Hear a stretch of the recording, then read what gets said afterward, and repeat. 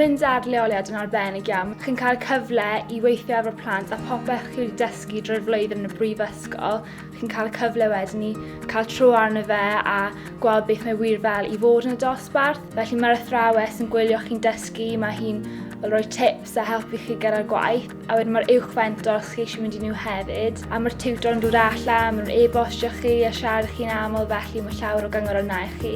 Rydyn ni'n gyffroes iawn i fod yn rhan o'r partneriaeth newydd gyda'r Brifysgol De Cymru, oherwydd be fydd yn digwydd bydd cymuned dysgu i gael lle mae yna grŵp o ysgolion Cymraeg yn fod yn cydweithio yn agos gyda'r myfyrwraig yn ei myfyrwr a gyda'r brifysgol a mi fydd profiadau arbennig yn dod ohoni. Dyn ni'n ysgol braenari ac yn ysgol arloesol o ran y cwricwlwm. Dwi'n credu y bydde fe'n wych o beth i gynnig yr hyn sydd gyda ni gynnig i darpan myfyrwyr. Byddwn ni'n gallu rheiadru'r y dysgu dilys yna, y dysgu chwilfrydig yna i'n disgyblion ac i'n darpan myfyrwyr ni o fewn ein cymuned dysgu.